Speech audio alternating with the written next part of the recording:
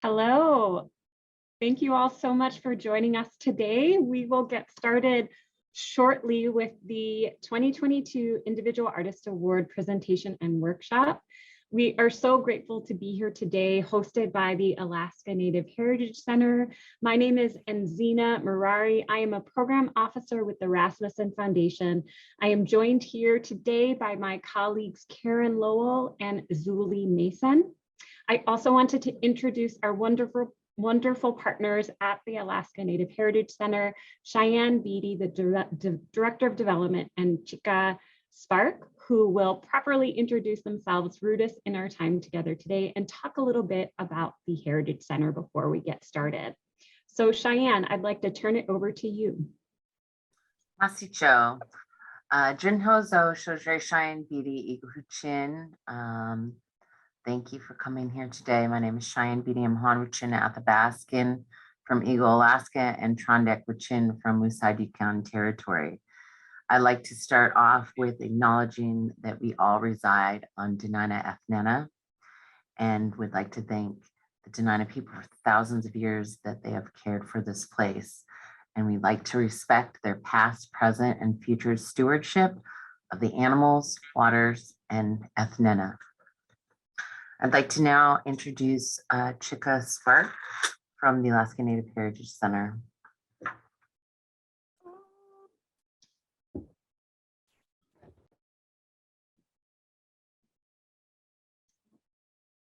And Chika, you're on mute. All right, I'm juggling all kinds of technical difficulties. Waka Winga Chika Spark. I'm also a Kasuna Mute. I'm Chupik Eskimo from Chivak, Alaska. That's my village behind me. Grew up in Bethel, and I've worked lifelong with Alaska Native Arts, if you will, even when I wasn't working anywhere in the galleries or with artists yet. I'd always been surrounded with Alaska Native Arts. My position here is I'm the manager for the Chikigati Gallery, which is the Dena'ina term for things we buy.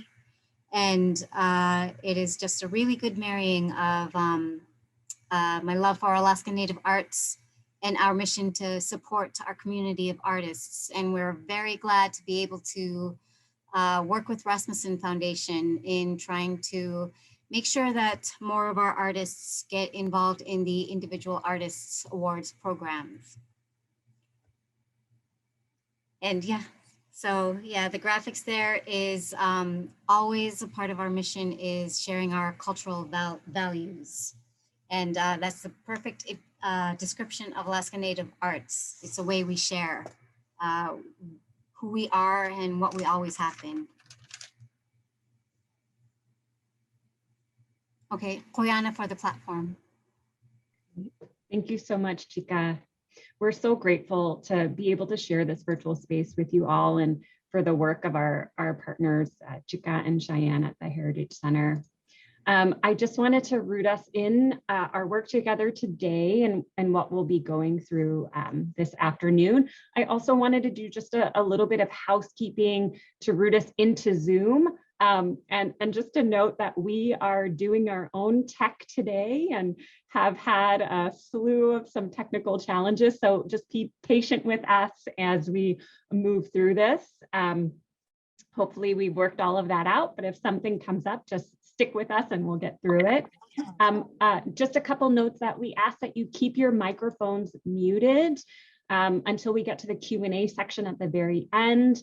We do have closed captionings and subtitles enabled in the Zoom. If you would like to view those, you can click on the bottom ribbon of your Zoom window, either more, the 3 buttons for more, or show subtitle, and enable the subtitles, and then you'll see closed captioning on your screen. The presentation runs about 90 minutes straight through, and then we will have time at the end. We have about 20 minutes added for questions and answers, and we welcome you to stay on. We also ask that you reserve your questions until the end and put those in the chat as they come up for you. So feel free to use that chat to introduce yourselves, where you're joining us in from today. And if you have questions as they come up through our presentation, please use the chat log those, and we'll make sure we go over those when we get to the Q&A. So we're going to start today with just a really brief overview of the Rasmussen Foundation and the Individual Artist Awards program. We'll talk a little bit about some other opportunities for Alaska artists, go through the actual application platform so you can see how to register online, and then go through a step-by-step of the different components in the application and a Q&A at the end. So just a real quick overview of the Rasmussen Foundation. The overall mission of the foundation is to make life better for Alaskans, and it does this through grant-making activities. So the Rasmussen Foundation is a philanthropic organization that funds primarily organizations throughout Alaska, so nonprofit, tribal entities, or local governments. And there's really only one program that funds individuals, and that's the Individual Artist Award program. And the foundation began in 1955 by Jenny Olsen Rasmussen, who was a Swedish immigrant to Yakutat. Jenny Olsen was a missionary. While in Yakutat, she met her husband, E.A. Rasmussen, who was also an immigrant from Sweden, who immigrated to Yakutat as a teacher. They married, and when E.A. passed, Jenny started the foundation in his memory to honor him. And the first grant that was ever made was $125 for a projector. Now, many years later, the foundation has granted over $420 million throughout Alaska. Now, in 2000, their son, Elmer Rasmussen, passed away, and Elmer went into the banking industry, and this is where he made a majority of his fortune. And in his passing, he contributed that fortune, his wealth, to the foundation to continue the mission of making life better for Alaskans. And so the foundation contributes across several different sectors. Arts and culture is one of those areas, but also health and education, housing and homelessness, social services, etc. But arts and culture have always been a family value of the Rasmussen Foundation. And these investments are made directly to artists through arts and culture organizations in Alaska and throughout a variety of communities. And Elmer Rasmussen was a really big advocate of the arts. And he, while he was in the banking industry, he would see artists coming into Alaska to sell their work. And he would also see individuals coming from out of state, buying these artworks from Alaska artists, and then taking those works out of the state. And he really felt that this work made in Alaska needed to stay in Alaska. So he developed a collection of works that he purchased directly from artists. And these works are now in the Alaska Heritage Museum that's in the Wells Fargo building that is the building that the foundation is in. And so in 2004, so this was 4 years after Elmer had passed away, leaving his wealth to the foundation board of directors really wanted to determine the best way to invest in arts and culture throughout Alaska. And so they gathered a lot of stakeholders and artists and individuals throughout the state that were already working in arts and culture. And what they realized and came to understand was that the best way to invest in arts and culture broadly was to put money directly into the hands of artists. And this is what developed the Individual Artist Awards program. And again, it's the only program within the foundation that funds artists directly. And the purpose of the program is broad. It's to provide grants to artists, grants and resources, so that artists can take time to seriously explore and grow their practice as an artist. And the overall impact would be to strengthen Alaska's cultural resources. Since the program began in 2004, the foundation has provided almost 600 grants to artists throughout 53 communities throughout Alaska. So that reach is pretty broad, but as Jika and Cheyenne said earlier, we are always trying to expand the reach of this program throughout Alaska into communities and individuals that we may not be familiar with and who may not be familiar with our program. The Individual Artist Award Program is 3 specific awards that are grants. And so we use the language awards and grants kind of interchangeably. And the 3 awards that the foundation recognizes is the Project Award, the Fellowship, and the Distinguished Artist Award. We won't spend a lot of time talking about the Distinguished Artist Award during this presentation. It is a separate process that has already began and is underway. And this is an award that recognizes mature, advanced artist in Alaska that has contributed a lifelong investigation into arts and committed that to Alaska. Our distinguished artist last year was Ernestine Hayes, and we have a lovely video on her work. But if you know of an artist in your communities that is deserving of this lifelong recognition, please consider nominating them this upcoming fall. These awards are given by nomination, so we're always excited to receive those from individuals throughout the state. The 2 awards that we will focus on today are the Project Awards and the Fellowships. And the Project Awards are $7,500 grants that are for short-term projects that can be done in a 1-year period. So these are projects that have a clear beginning and clear end date. And the projects are broad. It can be anything from, buying equipment to fill your studio. It could be shipping works to a gallery. It can be attending workshops. It's pretty broad in what you can use a project or what you can use these funds for. And project awards are available to all career stages and across all disciplines. And we'll talk a little bit about career stages momentarily.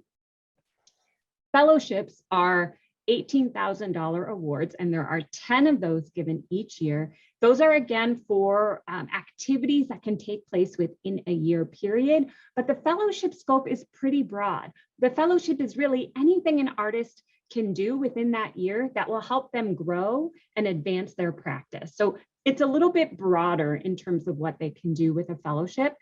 And these are a little bit more, they're limited in the awards. There are only 10 given, and they are for mid-career or mature artists. So artists that are a little bit more advanced in their practice. And there are select disciplines every year. So every year the disciplines vary. So half of the disciplines are available in fellowships 1 year and then the other half the next. The career stages that are recognized are emerging, mid-career, and mature. And so we define emerging artists as artists that are already rooted in their practice. They have a developed body of work. They have a portfolio of work that they can show, and they have a clear artistic voice and vision, but they're in the early stages of their career. So their work has already started to take shape, but there is room for further growth and development. Someone who might not be a practicing artist, but has an idea for an artwork might not yet be emerging. And so this program might not be appropriate for them. So an emerging artist is someone who is really rooted already in their practice and can show that. An artist who's working at mid-career, again, has created an independent body of work and recognized contribution in their discipline through some way. It might be through public presentation, it might be through workshops or mentorships, it might be through different types of publications, but they have a strong foundation in their practice, and that is being recognized by the communities around them. And you can see a steady progression in their craft. So they have a developed voice, and you can see that they've been challenging and exploring their own voice throughout their practice. And then someone who's a mature artist is someone who has a lifelong investigation into their practice, decades of growth and personal creativity, and they've contributed to their community as well.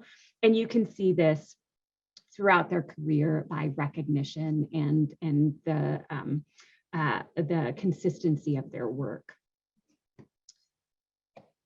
We also like to give a snapshot of what we receive in terms of applications every year, just to be transparent about how many applications are being submitted versus how many are being awarded. And so this is just a snapshot into the awards, or the, excuse me, not the awards, but the submissions received for the project awards in 2021. And again, the project awards are those $7,500 awards. There's 25 of those given every year, and project awards are available in all disciplines. And you can see here the breakdown of submissions. And so every year we see the most submissions in the visual arts category, followed by literary arts and script works, and then music and folk and traditional arts usually have a high turnout. And these are pretty consistent from year to year. You know, we also want to call out some of these categories that we receive low submissions in, because we know that there are more artists making this work than are applying. And so, for example, choreography and dance, we know that there are more than 2 artists working in dance throughout the state that are doing great work. And so we encourage you, if you are one of those categories that is a low turnout in terms of submission, we encourage you to reach out to us and talk with us about how we can make this application more accessible.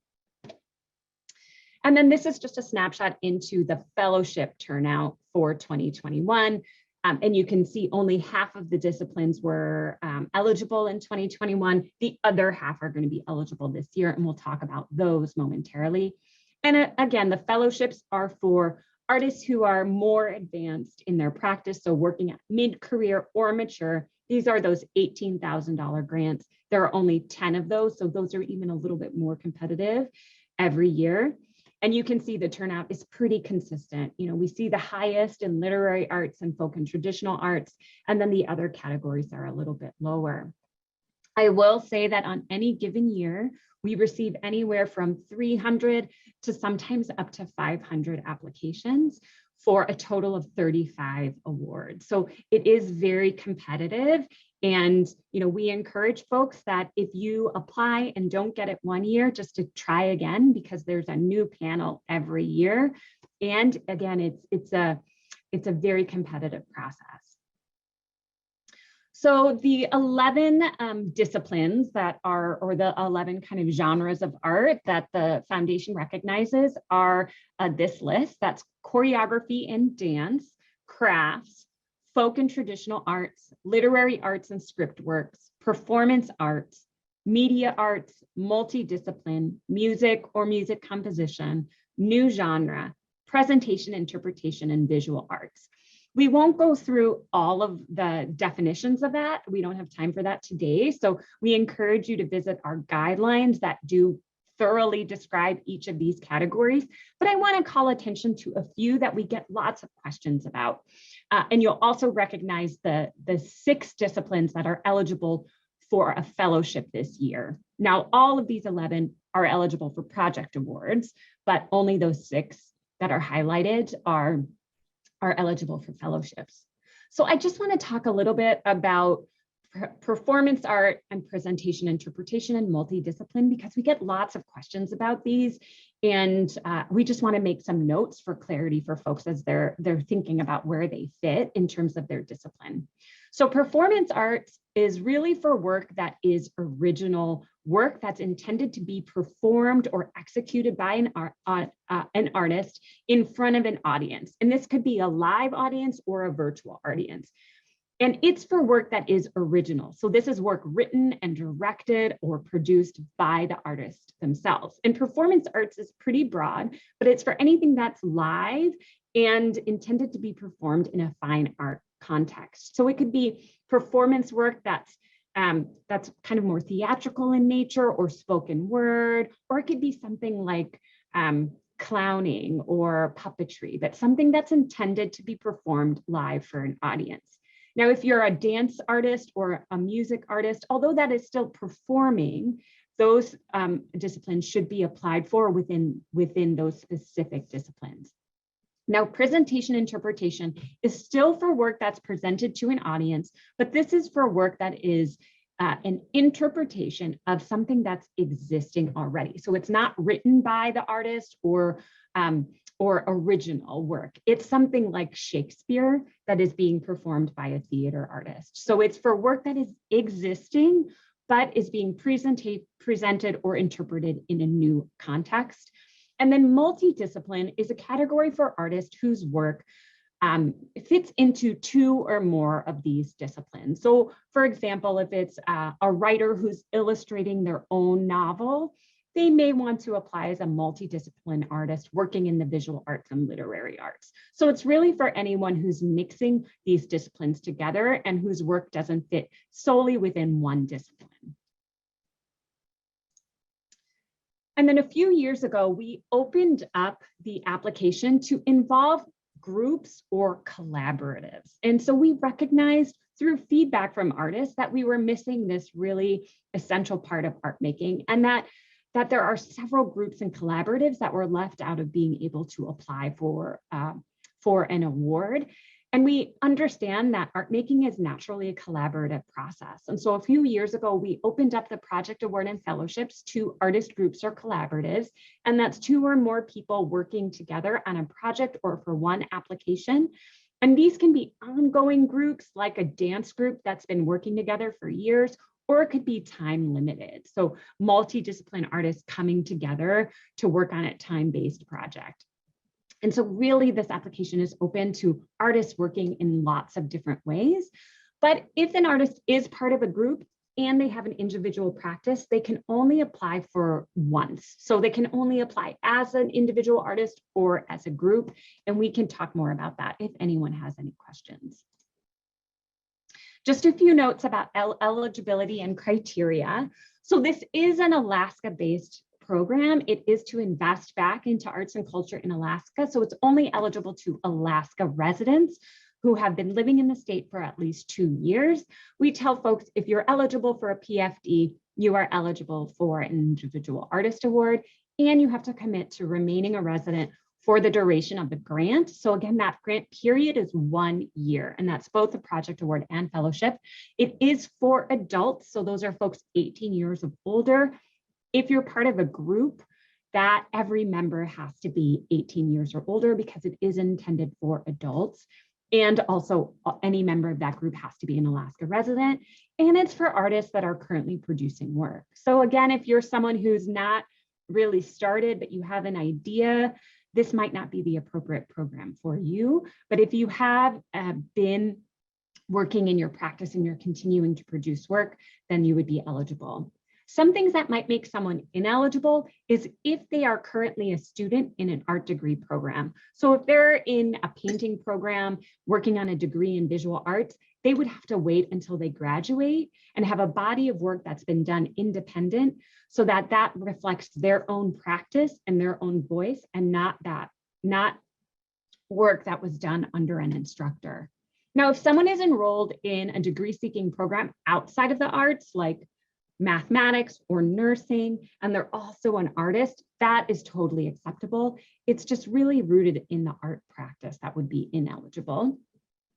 The award can also not be used for academic or scholarly work or research. So someone can't be using this to research something for an academic paper, or the work can't be commercial. And we define commercial as rooted in someone's business. So not the act of selling your work or selling your art would not be commercial. We understand that that's the business of art making, but commercial work might be someone, for example, who's a graphic designer who works for a graphic design firm making work for clients, so not their own work, and is applying for equipment to support their business to be able to better serve their clients. So that would be more commercial and not rooted in the individual or their practice. This is also not an emergency or needs-based program. It's really based on the individual artist, their work, and the merit and quality of their work. And we understand that especially during these times, there's a lot of need in the community. And we really wanted to maintain the integrity of this program by keeping this program alive during the pandemic. And so it is not needs-based, but we will share some other opportunities shortly that are available to artists working throughout the state. And then someone who's received an award previously must wait 3 years before they can apply again. So if you've received a project or fellowship award in the past, you can absolutely apply again, but you must wait 3 solid years from when you got the award to when you can apply. And if you are a previous recipient, you cannot use work samples that were in your successful application. So you have to use new work or fresh work. The criteria we want you to think about as you're developing your application is the quality of work based on your experience. And so this really ties into your career stage and making sure that you're identifying under the correct stage of emerging or mid-career. Your creative accomplishments thus far. This kind of helps to support where you are in your career stage. And it also shares with the panel who will be reviewing your work that you can say you can do what you say you're going to do. If you propose a project that's going to take a few months or going to take a year, you can show that by what you've done before, you're able to achieve this thing that you're proposing. And then the impact on your growth. And really, we really want you to think about this. How will this project, how will this award advance you and help you grow as an artist? And to really envision yourself a year from receiving the notice that you got the award, where will you be in a year's time? And really think about that in terms of how this will help you grow. And then making sure that you're really completing your application to a thorough degree, that you're taking the opportunity to share with the panelists about your work, and so that you're really diving into those narrative questions and sharing who you are as an artist and what your vision is.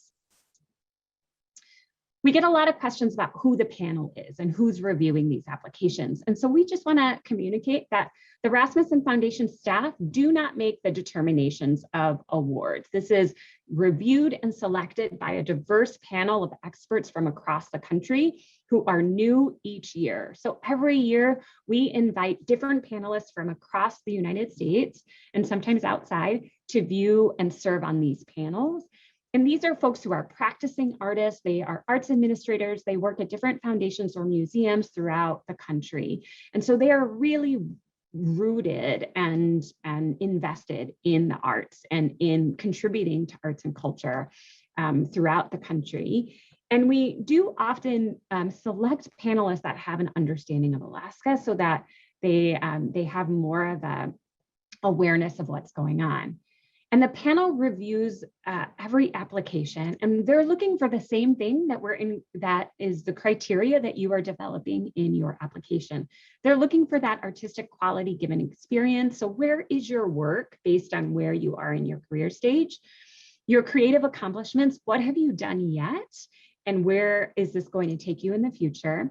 How will this how will this award help you grow as an artist? And how thoroughly have you responded to this application? One thing we also want to note is that the foundation is really committed to being responsible stewards of Alaska Native and Indigenous artists and creating an equitable ecosystem for all of the artists representing diverse communities in Alaska. So a few years ago, we partnered with a consultant, a cultural strategist and organizer who helps us to review any of the applications that we receive that might have elements of cultural appropriation or exploitive content. And so if we receive those applications, we work with our consultant to review those applications and to give feedback about the status of those applications. And we're also excited to share that this year we're partnering with the Ingrid Museum and hosting a panel on cultural appropriation called Considering Cultural Appropriation that will be facilitated by Alice Glenn of Coffee and Kwok. And we'll have three amazing panelists. Sonia Ginyansaka. Sonia is our consultant who reviews all of the applications. So it's a great opportunity to hear from them. And Melissa Shaganoff, who's a previous Individual Artist Award recipient and arts curator, and Dr. E.J.R. David. So this is happening on February 15th at 12:15. It's hosted by the Anchorage Museum, and we really encourage you to attend if you want to be part of this conversation more. Okay, so this is just the last bit before we head into our workshop. And so we also, wanted to share some other opportunities because this award is very competitive. And, the majority of folks who apply don't receive it because there are only 35 awards and there are over 300 applications. And so we wanted to share some other resources that are available to you in Alaska. And so these 5 different opportunities are provided through the Alaska State Council on the Arts, and it's the Harper Arts Touring Fund, Cultural Collaborations, and Arts and Education. I'll talk about those first. And the Harper Arts Touring Fund is to bring touring and performing groups to areas of Alaska that have limited access. And these are to organizations, but if you're an artist who's in a performing group, this might be something that's interesting to you. Cultural collaborations pairs cultural workers and cultural artists with youth to maintain that cultural practice and to teach youth those skills. And then arts and education is for artists in the schools residencies. And so if you're a teaching artist or if you're interested in working with youth and working within the schools, we encourage you to reach out to the Arts Council, the Alaska State Council on the Arts, and talk about how you could get on the Teaching Artist Registry. And then 2 other grants that are filtered through the Alaska State Council on the Arts and the Arts and Culture Foundation are grants specifically to artists. So if you're an individual artist, you can apply for these as well. And that is the Career Opportunity Grant. That is to support artists with travel or other activities that will contribute again to their strength and to help them grow. And then the Connie Buchiever Fellowship is a grant to emerging artists, and that's through the Arts and Culture Foundation. It's a lot of information. So if you're interested in learning more about these, we encourage you to reach out to Laura Forbes at the Alaska State Council on the Arts. She is the director of education programs there and would be happy to work with you. We also wanted to share 2 COVID responsive grants. And so although this isn't an emergency grant, we have seen our organizations in the community respond to COVID and how it's impacting artists. You know, we've learned that in the first year of the pandemic, over 95% of artists experienced income loss. And that was just in the first year. So we know that COVID has really impacted artists. And so we worked with the Alaska State Council on the Arts, and they've developed an adaptation and innovation grant program. It began as kind of an emergency response, and now it's a recovery grant. And so this is available to artists who are doing adapting or innovating their practice in some way so that they can keep working during these times and they can keep sharing their work with their communities. So we really encourage you as an individual artist to reach out again to Laura at the State Council on the Arts and to check in with her to see if you're eligible for any of these different grants. I also wanted to bounce it to Chika to talk about some of the opportunities at the Heritage Center. Chika. Okay, hello. As you see from the flyer here, we just list some of the things that we do in the community. You know, we are known for, especially the Alaska Native Heritage Holiday Bazaar. We had it again this, we were able to open it back up for 2021, and it was the biggest.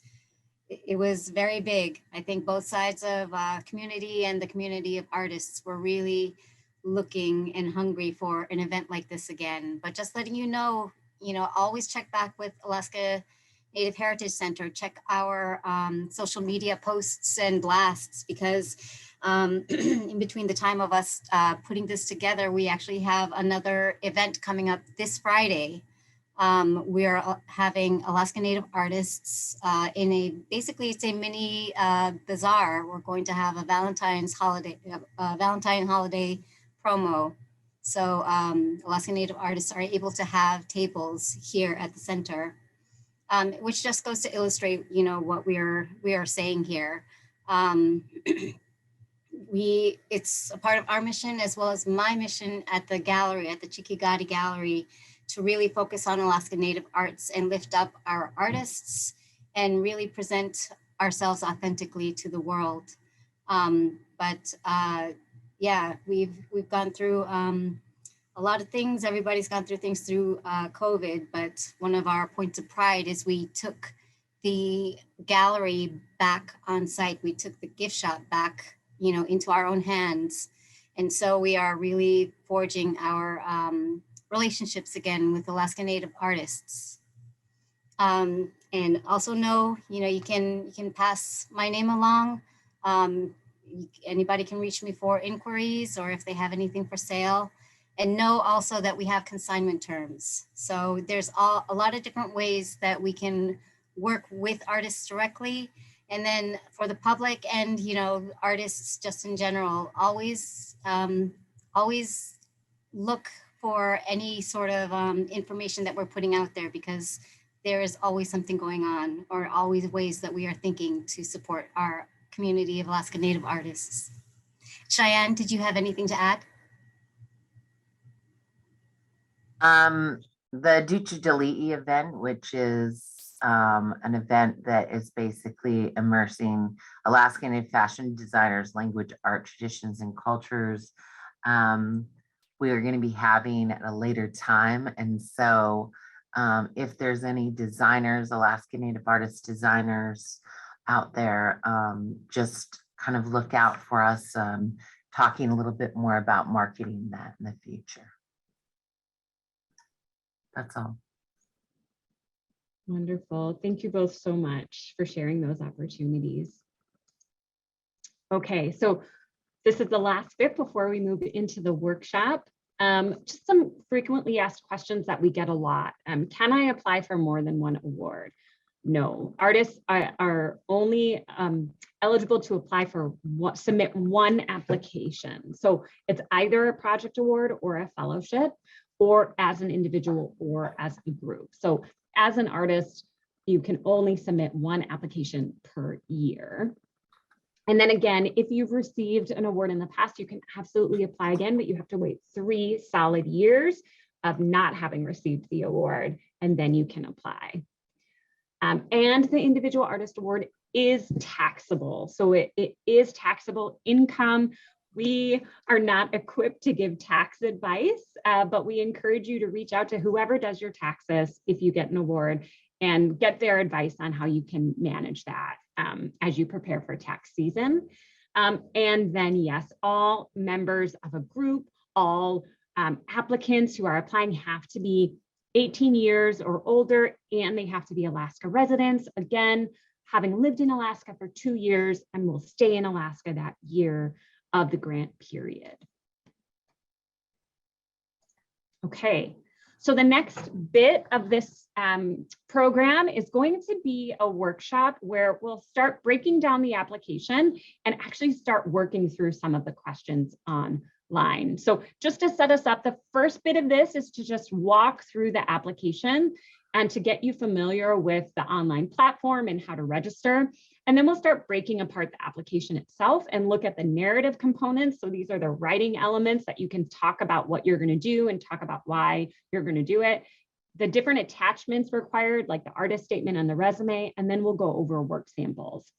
I do want to give a heads up that once we get to that narrative portion, we will be doing a breakout room activity. And this is a really great opportunity to start diving into some of those questions in the application.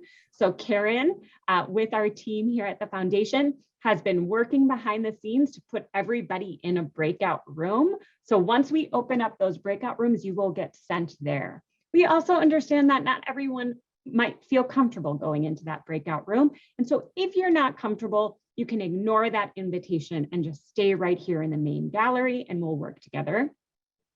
And then if you've joined us by phone today, we're so grateful that you have joined, and you will not be put into a breakout room, and you will be staying in the main gallery. And we can talk about that once we get there. So this is just a notice that is coming up. And so to be prepared and think about that. Again, it's optional. You are not required to go into breakout room, but we do encourage you to really take advantage of this opportunity to work with your peers and your breakout room leader who will guide you in that activity. Okay, so first up is just to walk through the application. So we do accept paper applications, but we really encourage folks who have the availability and accessibility to apply online if they can. And so to access the application, you'll just go to our website, which is rasmussen.org. And once you get there, you may see a slideshow of images, and the Rasmussen Foundation 2022 might pop up. It may not, depending on what image is present. So you'll be able to access the application by the grants button or the arts button. So you'll hit one of these buttons and tabs to get you to the application. So I've hit grants, and then grants took me to the individual artist awards, and then project awards and fellowships. And so that's how I got to the project awards and fellowships. You could also go to arts and select individual artist awards that way. Also, if you are already registered, you applied last year and you just need to get into the application, you can go to your grants logon. So those are the different ways to access this application. I also want to draw attention to 3 buttons to the right of the screen. One is apply for IAA. If you hit this button, it will take you to the grant portal where you'll register. If you hit guidelines, it'll pull up the guidelines, which include all of the instructions and definitions. And we really encourage you to pull this up, print it out, have it on PDF so that you can go through those guidelines to make sure that you're not missing any required steps in the application. And then the toolkits for artists. And so this is something that we are continuing to evolve as we get more feedback and learn more. But this is a really great place to get some resources for how to write about your work. There's really good examples on how to develop an artist statement. We have basic templates for an artist's resume. We have lots of general tips overall. I also want to note that the deadline for the individual awards application is coming up on March 1st. So it's just a few short weeks away now. Okay, so once you hit that apply button, you will be prompted to register. And the system that you will be getting emails from is called Smart Simple, and that's the Rasmussen Foundation platform. So you'll be prompted to register. Now, we want you to register as an individual artist or an art group. We also recognize that some groups are also 501c3 organizations or nonprofit organizations. But for this award, do not click nonprofit organization, click the art group or collaborative, because again, this is an award that goes to an individual. So after you've selected individual artist or art group, go ahead and hit continue. And then this will take you to your dashboard. So once you've registered, you will be prompted to either start an application or go back into an application that's been submitted. Now, just in terms of the language that we use, again, this is an award, but it's also a grant. And so any previous submission will be under your request. So these are the submissions you've requested or the requests you've submitted. If you've applied in the past and either were awarded and submitted your final report or were applied and did not receive an award, your application will appear under closed. If you have started an application and haven't finished it either in the past or currently, it will appear under drafts. And then if you've received an award and have not yet submitted your final report, it will appear inactive. So that's what you will see under your request. Once you are ready to get started, you will hit Start Application. And again, a reminder, March 1st is the absolute drop deadline for online applications. If you are submitting a paper application, get that to us by February 14th, Valentine's Day. That's the deadline for paper applications. So we have time to make sure that we can manually enter that application into the system and reach out to you if there are any questions. And then a few years ago, we also started offering a draft review. So if you get your application into us by February 14th, Valentine's Day, staff will look it over and make sure that it's complete and that everything is opening so that once it's ready to be viewed by the panel, it can move on to the panel and isn't missing any critical information that would make it ineligible. Okay, so then once you hit start, you will be brought into the application. And the first part of the application mimics what's in the guidelines. So it really lays out the instructions for the application, and we encourage you to go through those. Next, you will get to your cover sheet. And this is what's starting your registration. You're going to select if you're applying for a project award or fellowship, what career stage you are, and what your discipline is. We also ask at this point that you look and make sure that your confirmation is up to date. So we have the correct phone number or email if we need to get a hold of you for any reason. And then again, you're going to select if you're an individual or a group. Now, if you are a group, you will see this screen. If you are an individual, you will not. But if you're a group or a collective, you will be prompted to enter the name of your group, whether it's a long-standing group or something that you just come up with for this project. How many folks have any type of leadership role in that group? We call those collaborators. And we want you to list how many people are there. And so we've used 4 for an example, and that will show 4 text boxes where you can enter in the names of those group members, their individual career stage, and their role. And every application is required to have a project director and a project lead. Now, the project director is important because this is the person that will receive the award and will receive the check, and then will distribute those funds across their group as is decided. Now, again, this is an individual award, so it's given to an individual. So there must be one main leader. But we also recognize that groups look a whole lot of ways, and there might be a 40-person choir, and not all 40 people have leadership roles. And so if you have a group that has members at large that come and go and don't have any real organization or leadership or administrative roles, then just let us know how many people are in those groups. Okay, every application, a project award and fellowship is required to submit a timeline. And this is going to begin July 1st, that's the grant period, and end June 31st. And in this timeline, it can be an estimate, but just share with the panel what your schedule is for achieving this project from the start date to the end date. And again, we know times change within a year, even from when you apply to when you get notified. So this can be estimations, but this just really shows the panel that you've thought this through and that the project can be done within a year. And then if you are applying for a project award, so that $7,500 grant, you will be required to submit a budget that meets $7,500. So you can't apply for a $4,000 project. For example, it has to meet that $7,500. If you're not sure what qualifies or what you can list in your budget, please reach out to us. Artists often leave out costs that can be included in their budget. So we want to make sure that you're capturing everything that you can. If you're applying for a fellowship, you will not see your budget and you are not asked to submit a budget because, again, that fellowship is more fluid and it's more open in what can be done within that year. All right, next up is your work samples. So this is where you will submit your work samples, whether they're visual, audio, or written. And one note we want to make is that each of these text fields needs to be submitted. Something needs to be written in them in order for you to submit your application.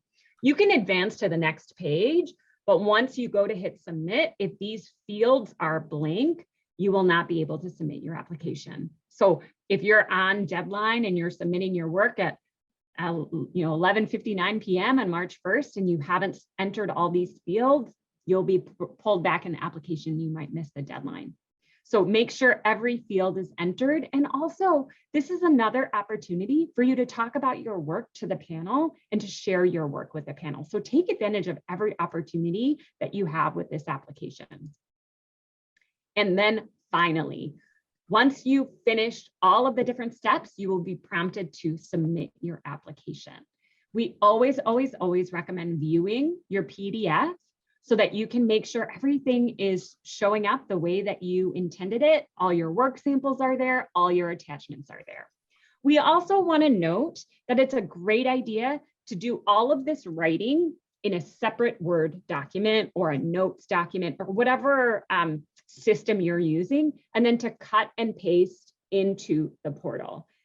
Even the best systems like this have glitches, and when there's lots of traffic, like lots of people trying to submit at the same time, can have some glitches in them.